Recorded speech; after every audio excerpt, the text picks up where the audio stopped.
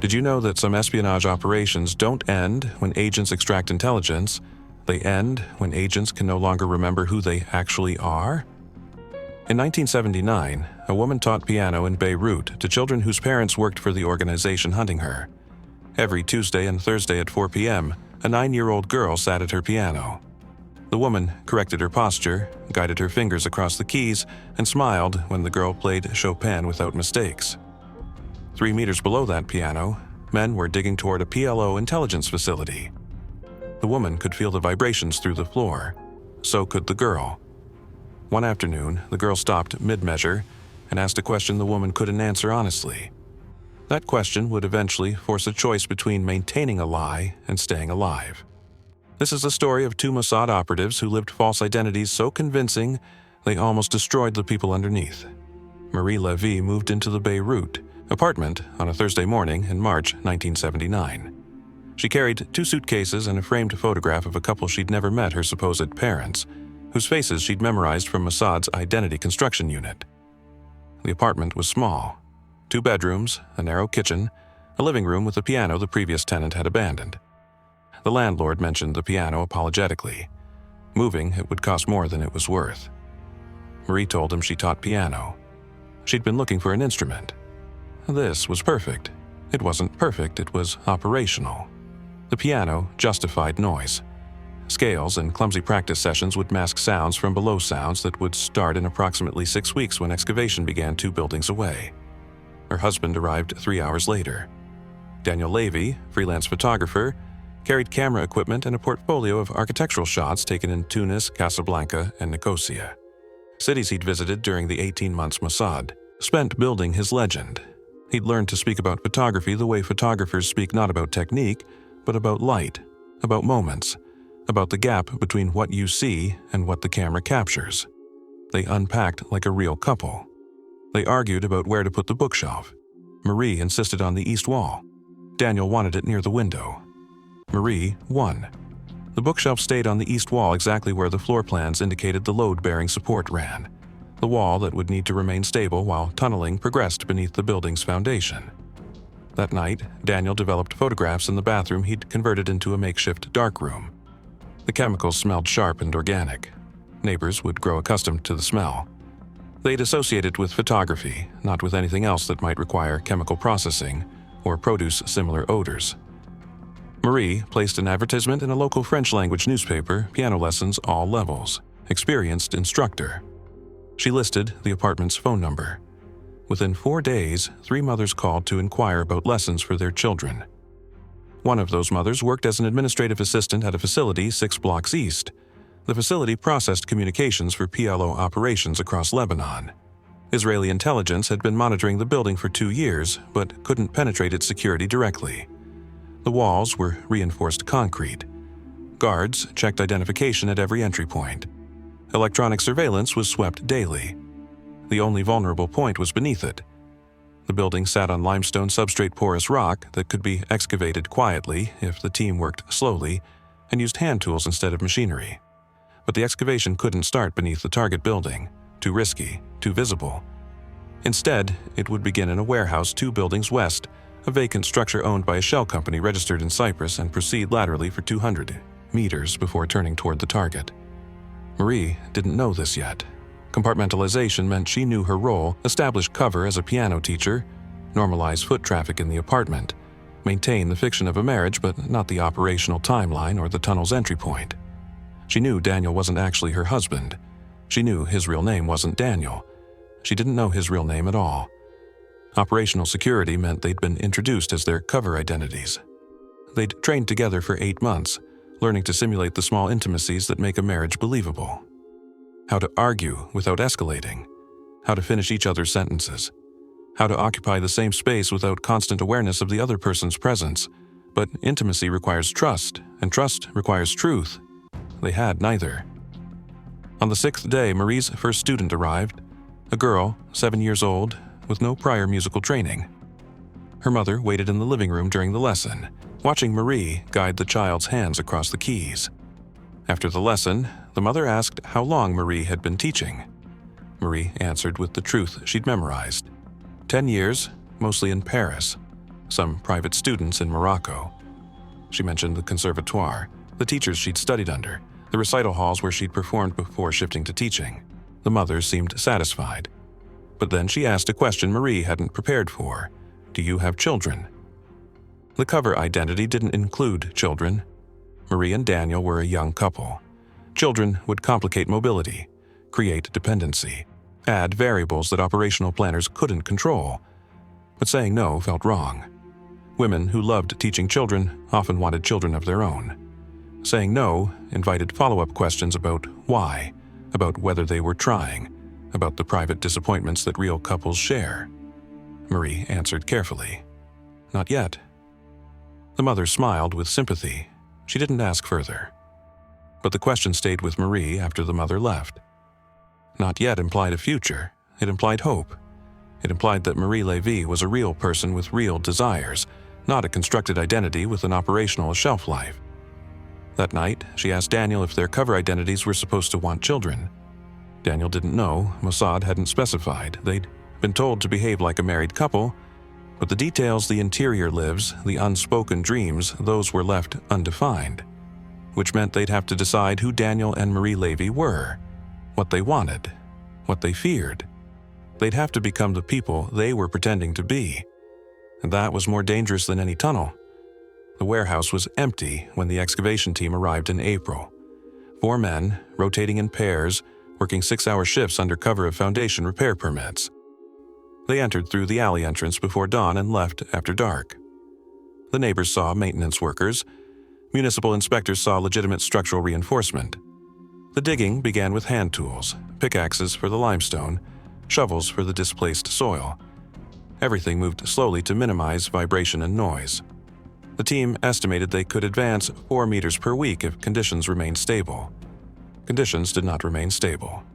3 weeks into excavation, they hit an underground water channel, a forgotten drainage system from the French Mandate period. Not large enough to flood the tunnel, but enough to require constant pumping. The moisture made the limestone softer, easier to excavate, but it also made the surrounding soil heavier. The apartment building's foundation was taking on additional load it wasn't designed to carry. Daniel noticed the cracks first. Hairline fractures in the bedroom wall, spreading upward from the baseboard. He reported them to the landlord, who dismissed them as normal settling. But Daniel knew they weren't normal. The building was responding to subsurface changes. If the cracks widened visibly, structural engineers would be called. Engineers would investigate. Investigation would reveal excavation. He photographed the cracks weekly, documenting their progression. In 6 weeks, the longest crack had extended 12 centimeters. Visible now, even to untrained eyes. Marie's student count had grown to 7 children. Layla, the 9-year-old daughter of the PLO administrative officer, had started lessons in May. She was the most talented student natural rhythm, excellent ear, disciplined practice habits. She progressed faster than the others, which meant she required less correction, less talking, more silence during which other sounds became audible. During a lesson in late June, Layla paused between pieces. "The building hums," she said. Marie kept her expression neutral. "Old buildings make noise. The water heater, probably." Layla returned to playing. But she'd heard it, the low-frequency vibration that occurred when excavation was active. Barely perceptible, but present. If a child could detect it, adults could too. That evening, Marie met Daniel on the apartment balcony. She told him about Layla's observation. Daniel stared at the street below, calculating. "We need to stop the lessons. We can't. Stopping now raises questions. Why would I suddenly cancel? What changed? Then we slow the excavation. Fewer hours. Per day. Lighter tools. That extends the timeline. We're already at month 4. The plan was 18 months total. Slowing down adds, 6 months? 8? Daniel didn't answer immediately. The operational timeline assumed consistent progress. It assumed no structural complications, no water infiltration, no observant children. Every delay increased the risk that municipal records would be cross-referenced, that the shell company's registration would be questioned, that someone would notice patterns connecting the warehouse to the apartment. But continuing at current pace meant the vibrations would persist. The cracks would widen. Eventually, something would break structurally or operationally. "We need to discuss abort options," Daniel said. Marie turned to face him. "We're 4 months in. The tunnel is barely started. That's the point. We abort now. The damage is containable. We can disappear before anyone connects the dots. Stay another year and we're trapped. Mossad won't authorize abort. Not for vibrations a 9-year-old noticed once." Daniel knew she was right. Operational Command measured risk differently than field operatives. Command saw strategic value intelligence that could reshape Israeli positioning in Lebanon. Field operatives saw immediate threats, landlords, students, mothers who asked unexpected questions. The gap between those perspectives determined who survived operations and who didn't. In July, during a routine equipment check, the excavation team discovered something that changed the operation's entire calculus. The PLO communications facility wasn't just processing standard operational traffic. It housed the organization's internal counterintelligence unit, the division responsible for identifying and eliminating Israeli intelligence networks in Lebanon. The team found this out by accident. While drilling a pilot hole to test soil density near the target building's foundation, they broke through into an existing basement level that wasn't shown on any architectural plans they'd obtained. The basement was deeper than expected, more secure, and it contained file rooms full of surveillance, reports on Lebanese residents suspected of Israeli collaboration, reports on foreign nationals exhibiting suspicious behavior, reports flagged for follow-up investigation. One file, dated May 1979, included a photograph of Daniel Levy, taken from street level, showing him on the apartment balcony with a telephoto lens. The report noted his profession as photographer, but questioned the lack of verifiable publication history. It noted his recent arrival in Beirut. It noted that his apartment overlooked a route frequently used by PLO vehicle convoys. The file was marked low priority monitor periodically. The excavation team leader radioed the information to Mossad Command. Command radioed Daniel. The message was brief: "You're flagged, not active investigation, but you're in their system," Daniel told Marie that night. They sat in the kitchen, speaking in French, the language their neighbors expected to hear, but discussing operational security in careful, coded terms that wouldn't mean anything if someone were listening. "They have your photo," Marie said. "Low priority. That could mean they've got hundreds of files like mine. Could mean nothing, or it means they're building a pattern, waiting to see if you do something that confirms suspicion." Daniel had stopped balcony surveillance after the neighbor reported him to the landlord. He'd been careful since then. No visible cameras, no obvious intelligence activity. But the damage was already documented. The file existed. And if the PLO's counterintelligence unit ever decided to elevate his priority level, they'd start with the people around him. They'd investigate Marie. "The lesson schedule," Daniel said.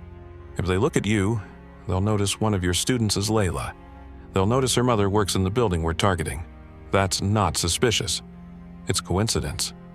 Piano teachers don't choose students based on their parents' employers. It's not suspicious until they find the tunnel. Then they trace it back to the warehouse.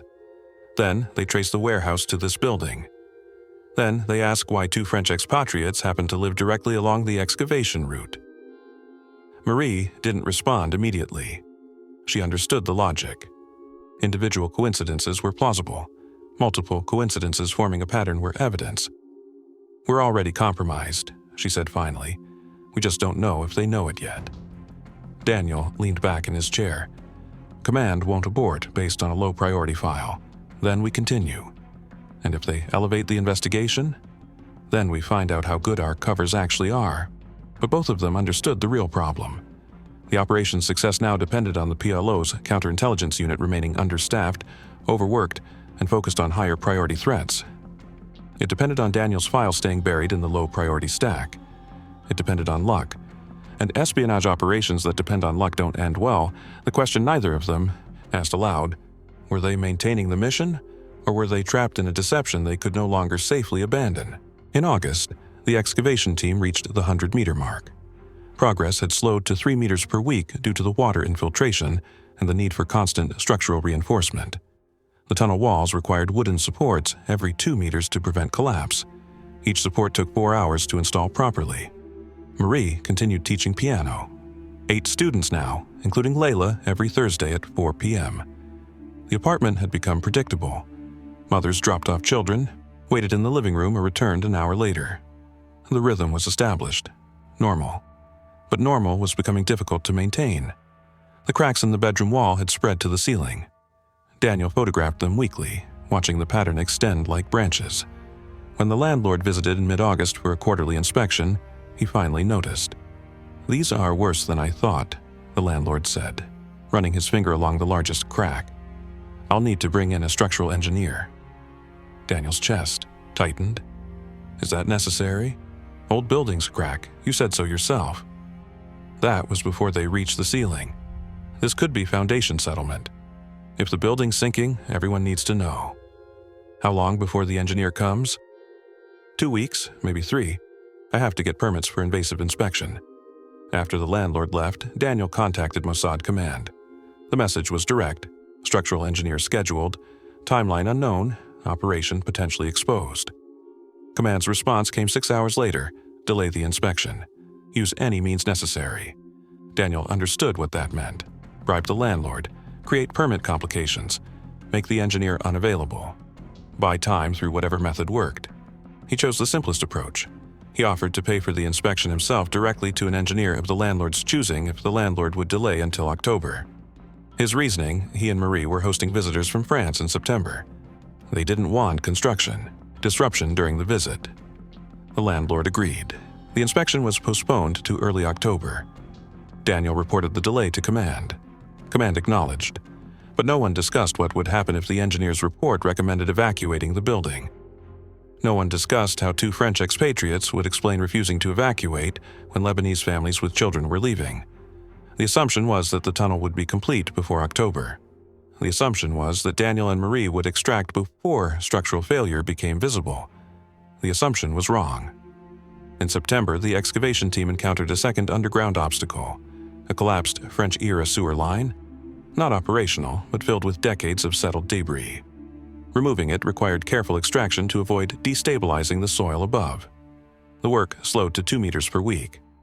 Daniel calculated the math: 200 meters total distance, 100 meters completed, 100 meters remaining at 2 meters per week meant 50 more weeks. Nearly a full year. The timeline had collapsed. The operation that was supposed to take 18 months would now take 26. Possibly longer if they encountered additional obstacles. He raised this with Marie one evening after the last piano student had left. They sat in the kitchen, speaking quietly. "We need to abort," Daniel said. "We've been through this." That was when abort was theoretical. Now it's necessary. We cannot maintain this cover for another year. Command won't authorize it. Then we abort without authorization. Marie stared at him. Field operatives didn't abort without authorization. Unauthorized abort meant abandoning equipment, burning covers, creating intelligence gaps that could compromise other operations. It meant career termination at minimum, criminal prosecution at worst. But it also meant survival. "If we abort," Marie said slowly, "we destroy everything we've built. The tunnel, the intelligence access, the whole operation. If we don't abort, the building collapses or the PLO investigation escalates. Either way, we're exposed. At least if we abort now, we control the timing." Marie didn't respond immediately. She was thinking about Layla, about the girl who heard vibrations and asked questions, about the mother who worked in the building they were targeting, about the file somewhere in PLO counterintelligence with Daniel's photograph. "1 more month," she said finally. "If the situation deteriorates further, we abort. But we give it 1 more month." Daniel wanted to argue. 1 more month meant 4 more weeks of structural stress, 4 more weeks of piano lessons with Layla, 4 more weeks of the landlord asking about cracks and engineers scheduling inspections. But he also understood Marie's calculation. Aborting meant admitting failure. Staying meant believing the deception could hold just a little longer. Espionage operations survived on that belief until they didn't. The false release moment came in late September. Daniel received word from Command that the PLO counterintelligence unit had been reorganized. Budget cuts had forced staff reductions. The surveillance division was being consolidated. Low-priority files, including Daniel's, were being archived to create space for active investigations. His file was being closed. The relief was immediate. Daniel told Marie that evening. They allowed themselves to believe the immediate threat had passed. The PLO wasn't watching them anymore. The investigation, such as it was, had been deprioritized into non-existence. They celebrated quietly. Marie opened a bottle of wine. They sat on the balcony, watching traffic below, speaking in French about nothing important. For the first time in months, the conversation felt almost genuine. The feeling lasted 3 days. On October 2nd, Layla arrived for her Thursday lesson. She seemed distracted. Her playing was unfocused. She made mistakes in pieces she'd mastered weeks earlier. Marie stopped her mid-measure. "Are you okay?" Layla nodded, but she wasn't okay. Something was wrong. "My mother's upset," Layla said finally. Marie kept her expression carefully neutral. About what? Work? Someone broke into her office. They didn't take anything, but files were moved. She thinks it was an inspection, but no one told her about an inspection. Marie's pulse spiked. The tunnel team had reached the target building's foundation. They'd begun preliminary reconnaissance, mapping the basement level, identifying entry points, checking security patterns. Someone must have disturbed something. Left evidence. "I'm sure it's nothing," Marie said. "Offices get inspected all the time." But it wasn't nothing. It was exposure. Not complete exposure, not yet, but the kind of small discrepancy that triggers larger investigations. Layla returned to playing. Marie guided her through the rest of the lesson, maintaining normalcy. But internally, she was calculating timelines. If the PLO investigated the office break-in seriously, they'd review security footage. They'd question staff. They'd look for patterns. They'd look at the building's surroundings, at adjacent properties, at nearby residents, at French photographers and piano teachers who'd arrived months before the break-in occurred. After Layla left, Marie contacted Daniel. They met in the bathroom, the only room without windows, where conversations couldn't be overheard from outside. The tunnel team accessed the basement, Marie said. They left evidence. How much evidence? Enough that Layla's mother noticed. Enough to trigger questions. Daniel leaned against the sink. "We're out of time. We were out of time in August. Now we're just waiting to see who figures it out first." Neither of them suggested aborting. The moment for abort had passed. They were too deep now, literally and operationally. The tunnel existed. The structural damage existed. The PLO file existed. Aborting wouldn't erase those facts, it would just determine whether they were present when the connections were made. They decided to continue, not because it was smart, not because they believed the deception would hold, but because the alternative was admitting they'd been trapped inside a lie they could no longer escape. And that admission felt more dangerous than anything the PLO could discover. In late October, the tunnel team completed the breach. They'd reached the PLO facility's basement level and installed fiber optic cameras to monitor security rotations. The extraction of physical documents would begin in 2 weeks, during the facility's scheduled maintenance window when security presence was reduced. But the 2-week window created a problem neither Daniel nor Marie had anticipated. The structural engineer finally arrived to inspect the apartment building. He spent 3 hours examining the cracks, measuring their depth, analyzing their progression. His preliminary assessment was direct. The building's foundation had destabilized. The cause was unclear, possibly underground water flow, possibly soil subsidence, but the damage was accelerating. He recommended immediate evacuation of the building's lower floors until full structural analysis could be completed. The landlord posted notices that evening. Residents had 1 week to relocate temporarily while engineers determined whether the building was safe. Daniel and Marie couldn't evacuate. Leaving meant abandoning operational proximity during the critical extraction phase. It meant breaking the cover of concerned residents complying with safety orders. It meant drawing attention to themselves as the only tenants who refused to leave a structurally compromised building, but staying meant occupying an evacuated building. It meant being visible when they should be invisible. Command's response was unambiguous. Stay, complete extraction. Exit immediately after. So they stayed. They told the landlord they had nowhere else to go on short notice. They promised to leave within days.